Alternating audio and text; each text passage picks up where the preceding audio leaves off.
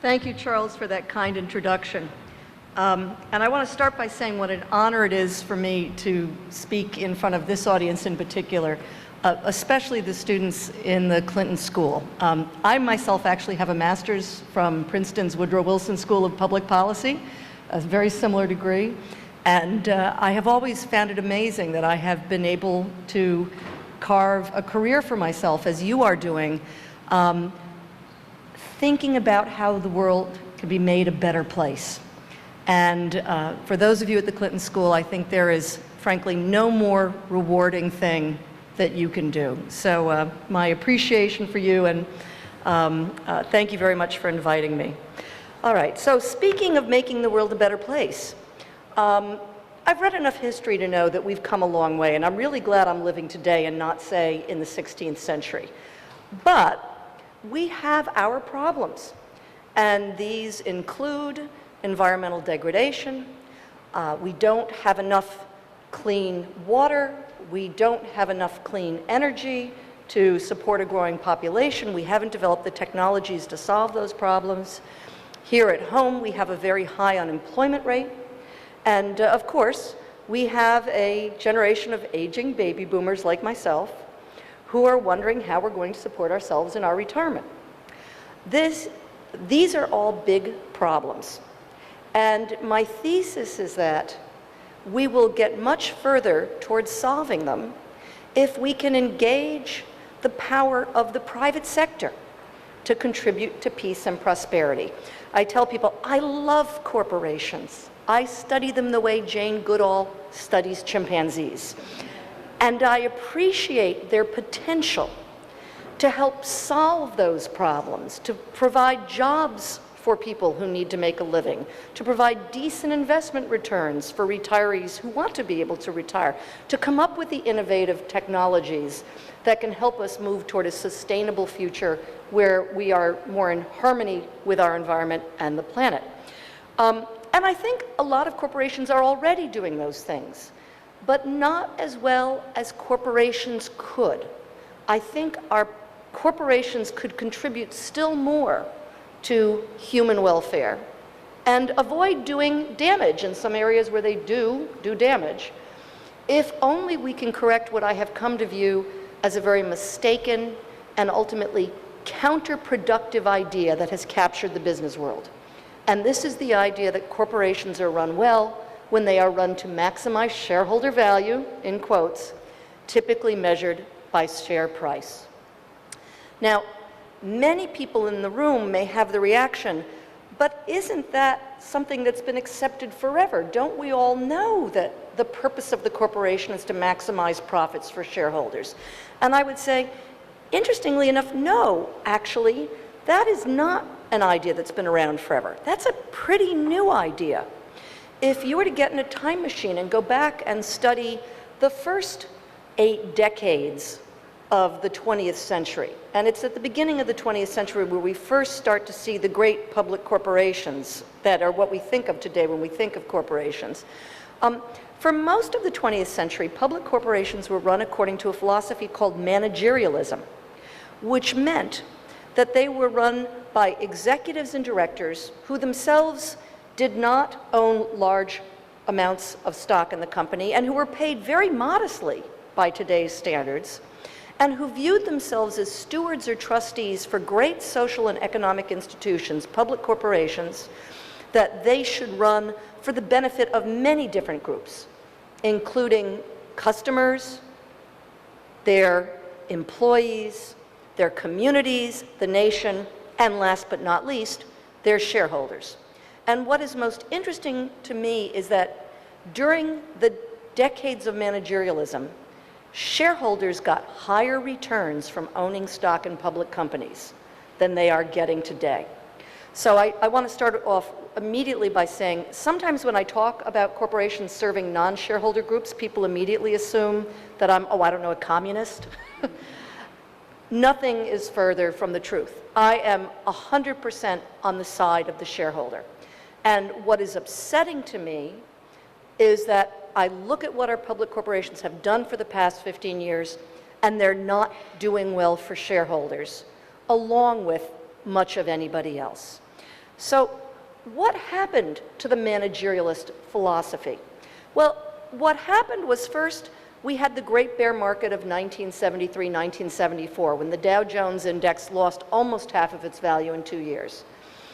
Personally, I think that the quadrupling of oil prices during the oil embargo might have had something to do with that.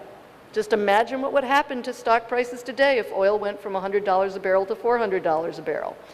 But what those 2 years of very poor performance did was they opened up the managerialism philosophy to potential criticism. And the group that jumped in and began criticizing were, sadly, people like me, academics. And what we see in the 1970s is the rise of a new idea about what corporations are about. And in some ways, I actually trace this to an article that Milton Friedman published in the New York Times in 1970, where he argued that shareholders own corporations, and the proper purpose of any corporation is to make profits for its shareholders, the owners. And what happens is that this idea, which comes out of academia, I mean, it's sort of like central planning by academics, which should make you nervous right there.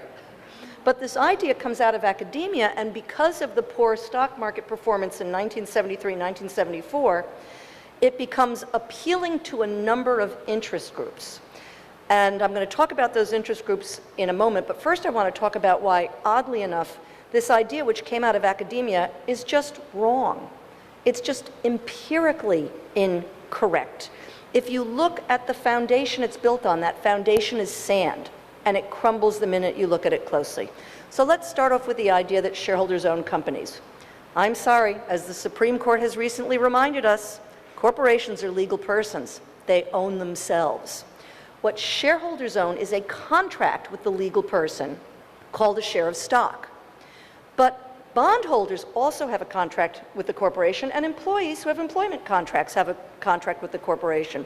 There's no reason why we should treat shareholders as different from any of these other contracting parties on the basis of some ideal of, quote, ownership.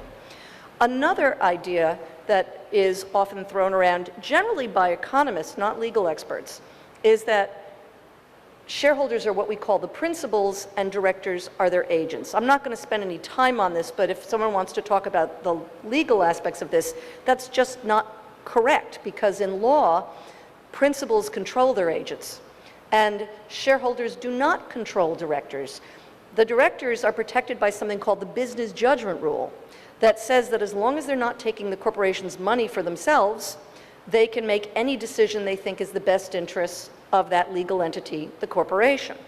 And the third idea, which is a sort of, I apologize to those of you who don't find economic theory absolutely fascinating at this point, but there is a notion in academics, in academic economists, who think that shareholders are what's called the residual claimant in the firm, meaning that everybody else just gets what their contracts entitle them to, and shareholders get everything that's left over. So if you can maximize the shareholders' interests, that's a proxy for maximizing the value of the corporation. That, too, turns out to be simply not factually correct. It's correct when the corporation is bankrupt, but it's not correct in a living corporation that's making profits, because those profits belong not to the shareholders but to the corporate entity, and it is the board of directors who decides whether any of those profits will be paid out to employees in the form of higher wages or maybe a dental plan, to executives who want to fly first class instead of coach. Maybe some of those profits will go to charitable contributions. They'll go back into the firm in research and development investment. So this idea that shareholders are the residual claimants is also wrong. And finally, there's a fourth mistaken idea floating around there, that the law somehow requires directors and executives to maximize profits for shareholders, and if directors don't do this, they can be sued. And that, too, is a complete legal myth because of that doctrine I mentioned, the business judgment rule. And what the business judgment rule makes clear, again, is that as long as the directors and executives are not taking the money for themselves, they have complete discretion over how to spend the corporation's profits. And if they want to put more money into R&D or take better care of their employees, or maybe even not spend money on lobbying to reduce their tax bill, those decisions are legally protected. All right, so we have this idea that came out of academia, especially from finance economists that turns out to be built on several mistaken assumptions about the law and the nature of the corporate entity. By the way, who is a lawyer here in the room? Yay, okay. I think we lawyers need to reclaim our expertise. And I think we need to look who's an economist? Oh, good. We need to look the economists in the eye and say, you know what, guys? And they're mostly guys. Sit down. Corporations are legal creatures, and the people who really understand them are the lawyers, not the economists. But in any case, this idea, which came out of economics, became embraced in part because it appealed to some very powerful interest groups. Who were those interest groups? Well, first of all, it was academics themselves. If you are teaching a class in corporate law, in a business school or a law school, or even discussing corporations in an economics class, it's much easier to say, oh, these are things that are owned by shareholders and their purpose is to maximize shareholder wealth, than to describe what are actually very complex political institutions that are legal entities in their own right, a concept that many people have a very hard time grasping. It also suggests that if you're an academic who likes to run empirical tests, you have a perfect proxy for share performance, or for corporate performance, in the form of share price. So you can measure whether governance is good or bad by simply looking at whether the stock price went up or down. But academics are, frankly, not that powerful an interest group, right? There were two others who weighed in. One was the so-called corporate raiders of the 1980s, who eventually became the hedge funds of the 1990s. And they loved shareholder value ideology because what it allowed them to do was to go take stakes in companies, harass the boards into doing things that would raise the share price in the short term, although probably hurt the company's long-term profitability and even survivability, then sell their shares and get out with a tidy profit. And they found shareholder value ideology incredibly personally profitable because it allowed them to cloak themselves in the mantle of the defender of average shareholders. And the other group, very sadly, was many executives. And executives became an interest group that adopted shareholder value ideology. I would say that the date of demarcation was sometime in 1993, because what happened was Congress amended the tax code to require executive compensation to be tied to some objective performance metric in order for it to be a tax-deductible business expense. And what was the metric that everyone picked in 1993? Share price. And we went from a world in which executives typically received less than $1 million, most of it in flat salary, to a world in which 80% of their compensation was based on share price performance in one form or another, and they started making tens or even hundreds of millions of dollars. So I view 1993 as almost the watershed point where we went from, that was sort of the death knell for managerialism at many companies. And we see that shareholder value ideology gets embraced by the business world itself. What have the results been? Well, focusing on non-shareholder groups, I think it's pretty evident that our American public corporations are not doing as good a job for employees as they once did. They're not providing secure jobs. They're not providing well-paying jobs. They're outsourcing. They're cutting back on salaries whenever they can. There's also some evidence that our corporations are not as innovative as they used to be. There's hard evidence in the form of a decline in patent filings, and there's soft evidence in the form of cases like IBM, Kodak, Xerox, Bell Labs, Procter & Gamble, all of which used to run pure research centers, which now have been either eliminated or reduced to a shadow of their former selves. But of more concern to me, it's pretty apparent that our public companies are no longer doing the job they should do for the average investor. 3 years ago, we talked about the lost decade for shareholder returns. I think we're now looking at the lost decade and a half. And that is very troubling to me because I am very keenly aware of the vital public interest function that corporations have performed in the past and that we expect them to perform in terms of generating decent returns for American investors. Okay, so we have an ideology that's not well grounded. Our practical experience with that ideology for the past 15, 20 years has not been a good one. Where's the problem? I think the problem lies in the mistake that people often make. People think that corporations are fictions and that shareholders are real. I would actually say it's the other way around. We've got it backwards. Corporations are very real. They may be legal persons, but ExxonMobil is a very real institution. It's shareholders that are fictional. Because when we think of shareholders, we're not actually thinking of shareholders at all. We're thinking of human beings who happen to own shares. There is no platonic shareholder out there, no floating entity that only cares about the share price of one company.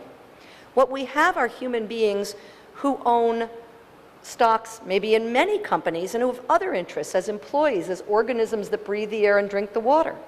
And once we recognize that shareholder is not a real concept and that what we're really talking about is human beings who own shares, we begin to realize that very often the interests of our so-called shareholders are in conflict. So my book talks a lot about various kinds of conflict. I'm just going to discuss one now in the time that's left to me because I am very eager to hear your comments. I enjoy the discussion part of these events. That's the really fun part for me because people often have very interesting insights. But one of the biggest conflicts we have to recognize is there's a direct conflict of interest between long-term shareholders, people who are saving for retirement, and short-term shareholders like those raiders and hedge funds who are only planning on holding their shares for 2 years. And this is a problem because it turns out that there are lots of pretty well-established ways. If you look at the finance theory and if you look at the evidence, we know there are ways that you can do things to make the stock price of a public company go up in the short term without improving long-term performance and perhaps even harming long-term performance. So what are the things you can do? You can ask the company to do a massive share repurchase that drains cash out of the firm. That'll bump up stock price for a while. It will also leverage the firm and make it more likely to fail, but it'll bump up share price. You can cut back on expenses like research and development and employee salaries and customer support. That will get the share price up for a while until the inevitable consequences are born. You lose your good employees, your customers lose faith in you, you have no new products in the pipeline. But that's okay if you're only holding your shares for a year, you don't care, you've sold and make your profit. And another fairly reliable way to bump up share prices is to sell off all or parts of the firm. We don't know why, well actually there are some theories why, but what we do know is that when you put a company on the auction block, generally you can get a premium price for it, and also generally the person who buys it isn't going to do a damn bit better with it than the original owner. So you get an increase in share value without an actual increase in performance. And it turns out that those are exactly the things that short-term investors like hedge funds typically agitate for boards to do. So here is the problem. What if you are a long-term shareholder? And I do get comments like that, particularly from pension funds who say, well, we're not like those short-term people. We're not pushing for those things. To which my answer is, it doesn't matter if you're not pushing for them. As long as you share the market with short-term investors who are pushing for them, you are going to be at a disadvantage. You can plan for the future and make careful investments in companies that you think are doing the right thing, and you never know when a Carl Icahn is going to show up and upset the apple cart and cause the corporation to get that one-time share price bump up, but in the long run, harm your ability as an investor to make your long-term returns. And if you have any questions about whether that's happening, I just want to cite two pieces of macroeconomic interest or macroeconomic evidence for you. Number one, our corporations, our public corporations, are disappearing. The number of public companies listed on U.S. exchanges has declined by more than 40% in the past 15 years. If this were a species, what would we call it? We would call it endangered. Number two, the lifespan of a Fortune 500 company was about 75 years in the 1920s. It's down to 15 years today. So if you have any doubts that short-termism is harming our public corporations, that should be some evidence that you might want to think about and, might want to wonder, is there more going on here than I had realized? All right, so what are we to do? I think there are I mean, the good news is I view this problem as very fixable, or at least improvable. We know what we need to do. The first thing we need to do is try and reduce the influence of short-term investors in the market. By the way, in 1960, the average holding period for a share of stock was 8 years. Today, it's down to around 4 months. What can we do to change that? It's easy. There's a million things you can do. You could change the capital gains holding period from 1 year. We now call it a long-term investment if you've held it for 12 months and a day. You could change that to 3 to 5 years. You could put in place a stock transfer tax, such as we had before 1960. I'm actually a big fan of transfer taxes. Wall Street's not a big fan of transfer taxes, but I'm a big fan of transfer taxes. Corporations can do things on their own. They could use, an idea I've heard is something called time-weighted dividends, where corporations start issuing dividends that are larger for shareholders who've held for a long period of time. You could change the voting rules so that shareholders who own for a long period of time get more votes than shareholders who are short-term. So we can change that holding period and try and reduce the influence of short-termers in the market. The next thing we have to do is we have to revisit our assumptions about what makes good executive compensation. I think it's fair to say that the emphasis on pay for performance has not lived up to its promise. Personally, I would actually like to see the federal government get out of the business of telling corporations how to compensate their executives and employees. I'm not against regulation, but I am against dumb regulation, and that provision of the tax code has produced only disastrous results. The fact is that boards left to their own devices got better results, paid executives less, created fewer incentives for them to load up on risks, and it would also create a situation where boards had to own the compensation they gave executives. Today, we've created this ironic situation where the board can say, we didn't plan to pay the executive, the CEO, $40 million, but Congress made us pick a formula last year. And it just so turns out that the formula says the CEO gets $40 million. But the final and perhaps most important thing we have to do is we have to recognize that ideas matter, and that this shareholder value idea that has become so powerful in the business world today is indeed a dangerous and potentially destructive idea, and that we should be very careful about not teaching it as received wisdom to at least our next generation of business school graduates, law school graduates, policy and public service school graduates, and economics graduates. And I just want to close with a quote from one of my favorite economists, John Maynard Keynes. And this is what Keynes had to say: "The ideas of economists and political philosophers, both when they are right and when they are wrong, are more powerful than is commonly understood. Indeed, the world is ruled by little else. Practical men who believe themselves to be quite exempt from any intellectual influence are usually the slaves of some defunct economist." So I'm arguing that the idea that corporations are run well when we run them to maximize shareholder value as measured by share price should at least become a defunct economic idea. And talks like this, I hope, will move us a little bit further in that direction. Thank you.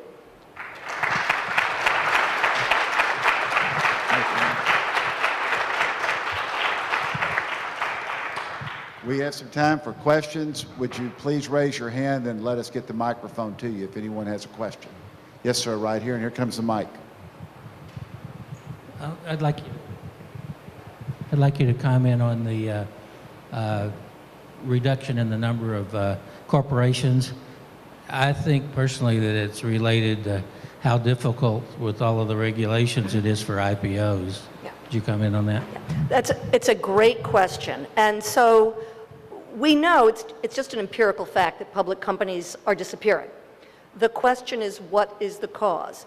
So an alternative hypothesis that I think has value is the hypothesis that regulations like Sarbanes-Oxley, you know, the much detested Sarbanes-Oxley, are one of the reasons why companies are going private, no longer going public. I think that's part of the story, but I don't think it's all of the story, and this is why. one of the reasons why these public companies are disappearing is because they're literally blowing up. And they are either going insolvent or they are blown up to the point where the pieces are acquired by some other company in a merger. And that would describe, for example, many of the financial firms in 2008. And so it wasn't Sarbox that caused those companies to disappear. It was all the risk they had loaded up on because their executives were focusing on raising the share price so they could get their bonus. Another piece of evidence is just what companies say. And when you listen to what they say about why they're not going public or why they're going private, they do mention Sarbox, but they also mention that they want to get away from the pressures toward short-termism and from hedge fund activism. So I think that both of those are in the mix. But the third piece of evidence that it's more than just regulation is evidence we can see when we look at the companies that are still going public, like LinkedIn and Facebook and Google and Zynga. And what we see is these companies are all going public with dual-class share structures, meaning they have two classes of stock and the founders are retaining control. I call these private companies in the closet because they really are finding a way to make sure that they will not be subject to short-term shareholder pressures, and the way they're doing this is by making sure those short-term shareholders don't have any votes. Now, I am not applauding this development. I think that maybe dual-class shares goes a little too far in the unaccountability direction. But it does suggest that our conventional notions of good corporate governance, where directors are pressured to listen to shareholders and to focus on share price, is dysfunctional enough that that is a big part of the story about why public companies are disappearing. That's a great question. Any other questions? Yes, Kathleen, right here. Hi, thank you so much for coming. I have a question related to the shareholder aspect of things. I've been involved in a small bit of shareholder activism, and there's a really great socially just shareholder movement. Yes. So engaging in creating and organizing and creating shareholder resolutions to mitigate some of these problems like environmental degradation and labor rights abuses. So there's a whole movement to create new shareholders through activists, as well as inform and increase awareness in all shareholders. Do you see this movement as baddish, or do you think that this kind of inside-out change from shareholders, as we commonly see them as the problem, kind of a different type of shareholder, and any change that can come from that? Again, an absolutely wonderful question. And I don't want to leave people with the impression that I think shareholders have no role in the governance of firms. But I think they should be long-term shareholders, among other things. But I also think that there is a very positive role that can be played by shareholder involvement in corporate governance when it pushes corporations to behave in a more responsible, sustainable fashion. And I'll tell you how I get there. One of the conclusions I reached from both my studies of the business world and my involvement in the business world, I actually sit on the board of a mutual fund, and so you can understand why my heart is with my mom and pop retail shareholders. They are the people whose interests I think I represent. But I'm keenly aware that they, as human beings, don't care only about share price. And one of the reasons is, when I started studying the business world, there's another economic idea, which is the so-called Homo economicus model of human behavior as completely rational and always purely selfish. And other people than myself have pointed out that if we were really purely selfish and completely rational, we would fit the definition of a psychopath. That would be an entity without any conscience and without any desire to take the interests of other people into account. I'm pleased to report to you that after more than 5 years of extensive empirical evidence gathering and reading, I studied this evidence as part of writing the book before this book called Cultivating Conscience, How Good Laws Make Good People. And after studying all the scientific evidence, I reached the dispassionate conclusion that it has now been proven beyond reasonable dispute that the vast majority of people are not psychopathic. And we've actually tested this. We know that most people, in fact 97% is probably about the right figure, are willing to make at least modest personal sacrifices to avoid harming other people and to follow ethical rules. Now, it's easy to lose sight of this for a number of reasons. One is, it is true, the evidence shows that when the personal sacrifice involved in being a decent person gets too large, sometimes we tend to, sort of tip over into the psychopathic direction. So you don't want to ask people to absolutely give up every asset they've got. You don't want to ask people to be Mother Teresa. But 97% of people will make at least a small sacrifice to make the world a better place. The other reason why we tend to lose sight of this is we tend to think of altruism in very dramatic terms, what I call active altruism, like leaping into a frozen river to save a drowning stranger or giving all your money to some sort of community program. What we don't see is what I think is a much more important phenomenon, which is passive altruism, which is not taking advantage of other people's vulnerabilities even when you could profit from doing so. So you may not be giving away all your money to charity, but I'll bet very few of you have seriously contemplated shaking down kindergartners to get their lunch money. Probably didn't even occur to you. I call that passive altruism. All right, so we have this world in which it turns out 97% of people would make a modest sacrifice if they thought that that would make the world a better place. And there is also an established and growing industry in what's called socially responsible investing and sometimes impact investing. And the data suggests that if you, as a shareholder, try to put your investment dollars only into companies that you feel are truly contributing to the world, you might have a very tiny reduction in your returns, but it is very, very tiny. And what that says to me is that I think the evidence suggests that maybe 97% of people, if they ever stop to think about it in those terms, would say, I do want to get a good return from my savings, but I would rather get, say, a 6.1% return and know that my companies are behaving ethically, rather than get a 6.2% return and think that the companies I'm investing in are using my money to contribute to climate, to make climate change worse, to violate labor laws, to lobby for government tax loopholes. So I'm actually very optimistic about the capacity for shareholder involvement to actually move corporations in a direction that will make them a more positive force. And the reason is this. I actually think that, according to the law, corporations are actually run by directors. And I know a lot of directors, and I have good news there too. Most of them aren't psychopaths either. Really. I mean, I know and respect a lot of directors and CEOs. Some of them are really wonderful people.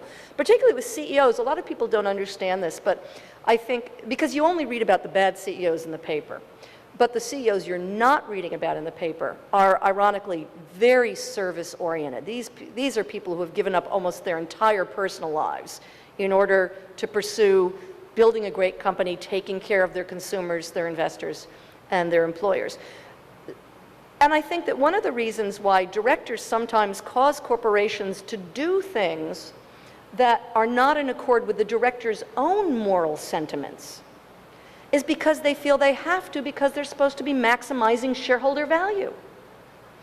And if the shareholders communicate to the directors that no, at least 97% of us really care about our companies being a positive force in the world, I think that will give directors breathing room to do what many of them would prefer to do on their own. It would also help if we can make sure that they're not having their pay tied to share price. Any other questions? Dean DePippa. Hi, thank you for being here. Would you comment on the idea of social enterprise or hybrid corporations that have that dual profit motive but also the public purpose? Yeah, no, and these are great questions, by the way. Thank you. So I have very mixed feelings about social enterprise. The classic example is the so-called B corporation or benefit corporation, which was very highly marketed in the last year or two by firms that want to credential you for profit as a B corporation. And the reason why I have mixed feelings is I think that it is a wonderful thing to make it possible for people to start firms where they say from the very get-go, we are essentially Ben and Jerry's. We want you to know from the very beginning that we are going to focus on making the world a better place first, and making profits second. And by the way, I'm not against profits, but I think we need to recognize that there's no reason to assume that just because corporations need to make profits to survive, that's all they're trying to do. It's like profits are necessary for survival, but that doesn't mean that's the only thing you care about. It's like saying that human beings exist to metabolize oxygen. You know, it's true we need oxygen to live, but that doesn't mean our purpose in life is to metabolize oxygen. But what I don't like about social enterprises is that part of the marketing has been to try and convince people that you can't have a C corporation that also takes into account social welfare. And since right now our C corporations control some $20–30 trillion in assets and absolutely dominate the economy, I'm more concerned about getting the word out that our C corporations do not have to behave in a pathologically short-term psychopathic fashion than I am about creating a space for companies that want to go a little bit further. So I like the social enterprise companies, I just don't like the way they're sometimes marketed. Yeah. Question right here. Yes, sir. Microphone's coming to you. How would you recommend companies incentivizing stockholders to hang onto their stocks longer, especially when those companies are in really highly volatile markets that are highly reactive to their economies? Yeah. So the goal here, I think, if you want to build an enduring company that will be able to make the sorts of research investments that we need our companies to make if we're going to come up with the new technologies that are going to help us solve our problems. A company that's going to focus on the welfare of its consumers and its employees because it knows it's going to be around to reap the rewards. If you want to build that kind of company in today's world, you have to do your best to pick the shareholders you want. And so there are ways companies can do this without waiting for a stock transfer tax or a change in the capital gains rules. But it's going to take things like, I think I already mentioned time-weighted voting rules. You might want to change your voting rules so that it's the shareholders who hold for longer periods of time who have more votes. You might want to look into this idea of time-weighted dividends, where you basically say, you know, for anybody who holds for more than 2 years gets 50% more in dividends. If you hold for more than 5 years, you get twice the dividends of someone who holds for a shorter period of time. We also can do things like impose obligations on shareholders to provide information about who they are and what they're doing. I mean, we don't have a lot of good data on what hedge funds do. By the way, hedge funds now own about 10% of the equities out there. We don't have a lot of good data on what hedge funds are doing because they're unregulated and they don't have to disclose their investment positions. But there are some cases where we've actually seen hedge funds take positions in the stock of a company while simultaneously selling that company short in the derivatives market. And they use their stock position as a shareholder to push for strategies that arguably are designed to make the share price go down. So that could be resolved pretty easily by having bylaws that say if you're a shareholder who owns more than, say, 3% of the shares, you have obligations to, it's not just a one-way street. It's not just the company owes the shareholders have duties to the company, and that would include providing information on who you are and whether you have any conflicting investment interests. So there are lots of things that companies can do if we can just get past this ideology of corporate purpose being maximizing shareholder value. You mentioned briefly or touched on the role of economists in creating the shareholder value myth. Perhaps you have a view on the role of business schools, some of the elite business schools, particularly in perpetuating it. Yeah, that's another fabulous question. And business schools, I find, are really schizophrenic about this. I can find business school professors, and I have found, I've given talks at business schools, and the professors come up and say, you're absolutely right, we all know this is so true, we're so glad you wrote this book. And yet you will find other business professors, usually in the finance department, who will say, you're absolutely insane, this is the dumbest thing I've ever heard, don't you know anything about economics? To which my answer is, actually, I do know a lot about economics. Remember that Woodrow Wilson School degree? Not to mention the 20 years of reading in between. But the problem is, at least based on the last 10 years, it's the finance departments in the business schools that have the prestige and the power. And so I would say that one of the unfortunate tendencies in business school curriculum is to allow shareholder value ideology to prevail in most classes, and then maybe there'll be like one required class on business ethics or, you know, social responsibility, but it essentially ghettoizes a notion that I think actually should be integral to the study of the business world. And it should be integral to the study of the business world if we want our business world to thrive and if we want it to contribute to human welfare. Right here, question. So I appreciate what you're saying, and the three solutions that I heard you offer. Is there anyone in public office now or that's taking up this mantle in Congress or anywhere that shares the same interest in what you're presenting that we can either contact? Yep. Or because Yes. I don't see the Ray Dalios of their world not paying billions of dollars to lobby against something like what Peter you're saying. DeVries of, I think, Washington State in the House, and Tom Harkin in the Senate. And I've just come to adore Tom Harkin because he's like a voice of rationality when it comes to understanding economics and making sure we have legal rules that bring out the best in our economy. Anyway, they are both, last I heard, they are both proposing legislation to impose a financial transaction tax, which is being taken very seriously in Europe and probably is going to happen in Europe, even though the UK is being dragged to it kicking and screaming because, of course, the UK specialized in being the home of trading, whether it was trading in stocks or derivatives or anything else, so they certainly don't want that to be taxed. So yes, there are people in Congress, but I'm sure you all appreciate the problem, which is I think Wall Street is now the #1 contributor to political campaigns. At least it's in the running for #1. And you know, I've been to Washington many times, and I'm involved with several groups that are trying to reform the business sector so that it can work, so that it can survive. It's very difficult because of the sheer amounts of money that the finance sector in particular is pouring into lobbying and campaign contributions. Very, very difficult problem. Let's give a round of applause for Lynn.